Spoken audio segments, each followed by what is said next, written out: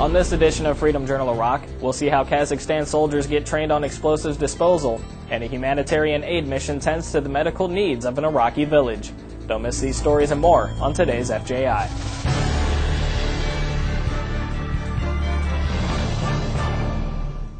Hello, I'm Air Force Sergeant Greg Bluthman. Welcome to this edition of Freedom Journal Iraq. Coalition forces train on a daily basis to sharpen their wartime skills, so when the time comes to put those skills to the test, they're well prepared. And when it comes to properly disposing of unexploded ordnance, the training is key since it provides a safer environment for coalition forces and Iraqi citizens. Petty Officer Frank Andrews shows us how soldiers from Kazakhstan are learning techniques from an Army EOD team, so one day they can provide the same support. In the desert of Al-Qut, a cargo truck carrying more than 150 pounds of explosives is guided into position along the dunes of an ordnance disposal range. Today, a group of Kazakhstan engineers work with the U.S. Army's 789th Ordnance Disposal Company and learn their methods for disposing of ordnance. Before the truck is unloaded, the troops hold a safety briefing. Though these Kazakhstan engineers have their own methods for disposing of ordnance, the U.S. Army also has theirs. We're not trying to downgrade their skills or whatever, but we as Americans, we kind of do things different. We're just basically trying to better their skills, if you will. I'm not saying their skills aren't up to par or anything, but basically we're just trying to show them the way we do things and what works for us. The U.S. Army's method for disposing of rounds is to lay them out side by side and add blocks of C4 to the top of them. At first, the Kazakhstan engineers stack the ordnance, but Sergeant Dennis Speak explains why that's not such a good idea. We're not going to stack. Remember what I said yesterday about the smaller rounds being harder to dispose of, so we don't typically stack them? More than 300 57-millimeter rounds are laid out in 2 rows. After the C4 is added to the munitions, EOD shows the engineers how they assemble and arrange the detonation cord. Basically, we're just making a priming system. Det cord goes into the blasting cap explodes, sets off our C4. Once the detonation cord is joined with the ordnance, a Kazakhstan engineer walks the cord out to the detonation point, where the blast will be initiated. After all personnel are clear of the blast site, it's time. They're pulling the big shot now. Over. Fire in the hole, fire in the hole, fire in the hole. Mission accomplished. All rounds exploded, leaving a 3-foot deep hole. It's training like this that enables the coalition to work together and keep the citizens of Iraq safe. Petty Officer Frank Andrews, Al-Qut. The 57-millimeter projectile rounds were discovered by concerned local citizens and turned over to coalition forces at Forward Operating Base Delta. Coming up, Kurdish construction workers turn old army barracks into a prison. Here's your raid report. 7 al-Qaeda in Iraq fighters were killed during an operation conducted by Iraqi security forces in Tikrit. During a patrol, enemy fighters engaged the Iraqi security forces, resulting in numerous firefights. U.S. soldiers seized weapons during a security patrol in western Rashid. While en route to a nearby combat outpost, the soldiers seized rocket-propelled grenades and 100 shotgun rounds. Iraqi security forces detained 2 suspected criminal leaders wanted by the government of Iraq in Basra. The suspects were members of a group responsible for attacks against Iraqi and coalition forces. Iraqi security forces detained 2 key suspects during operations in Baghdad. The suspects are believed to be responsible for multiple attacks on coalition forces and Iraqi police during the first week of April. And that's your raid report. I'm Petty Officer Elijah Lenar. Here's your OIF weather forecast. Beginning in Baghdad, expect sunny to partly cloudy skies with a high of 91 and lows going down to 66. In the north, Mosul will see sunny to cloudy skies, a high reaching 86 and a low dipping down to 55. And Basra can expect sunny skies with a few clouds, a high climbing to 100 degrees and lows of 70. That's your OIF weather. I'm Airman First Class Jacqueline Gonzalez.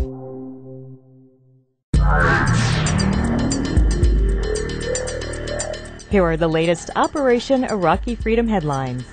Explosions across Iraq broke the relative calm in 5 mostly Sunni neighborhoods. No one has claimed responsibility for the violence. British Prime Minister Gordon Brown said he will not revive plans to withdraw hundreds of troops from southern Iraq until local security forces win the battle to drive out militia groups. The Sadr's trend is divided into two wings over the Iraqi Prime Minister's order for political parties to dissolve their militias. One wing supports dissolving the Mahdi army, while the other opposes the move. In an effort to stem violence, the government of Iraq is pumping $350 million into three of Iraq's most embattled areas to create jobs and provide social services. And those are your headlines from around the region. I'm Air Force Sergeant Pachari Lutki. Welcome back. Kurdish workers are renovating an old army fort that once housed the same soldiers that oppressed them under Saddam Hussein's regime and turning it into a prison. Kevin Casey has more in our next story. In the late 1970s, the Iraqi government built Chamchamal Fort to house a battalion of Iraqi army soldiers. The fort became a key tool in Saddam Hussein's persecution of the Kurdish people. Today, the Kurdish contractor Doura Group is turning the fort into a new federal penitentiary to house 3,000 prisoners from all over Iraq. It's early in the renovation. The contractor has stripped the walls of their gypsum plaster. This task has provided a lot of jobs for Iraqi workers. Normally we have 400 labor, and some of them we have a daily 150 laborers from Chamchamal city, which is close to our project. They are happy with this because there's a good income for the people in Chamchamal. So they take a benefit financially with this project. Yes, they are very good workers, yeah. Especially the Kurdish, they're very tough guys. They're doing hard work. When renovation is complete, the prison will employ more than 1,000 people as guards and support staff. But for the local people, Chamchamal Prison is about more than jobs. Most of the people have the good idea about the prison because they feel that the prison like a school to teach the people who they doing something wrong to make them on the straight path on the life. The U.S. Army Corps of Engineers says the renovation will be complete by January 23, 2009. In Chamchamal, Iraq, I'm Kevin Casey. The U.S. military is known for getting out into local communities and providing aid to citizens in distress, whether it be at home or abroad. Army Sergeant Jessica Wilson takes us on a humanitarian mission where service members are providing assistance to help a community in need. Soldiers from LSA Anaconda visit Kragul to distribute toys and school supplies, as well as care for a few of the locals' ailments. Captain John Wayne Lindsay says that the locals' overall health is poor, so setting up a small medical clinic to treat minor ailments is important. The nutrition is bad, and then on top of that, they're drinking out of these canals without treated water.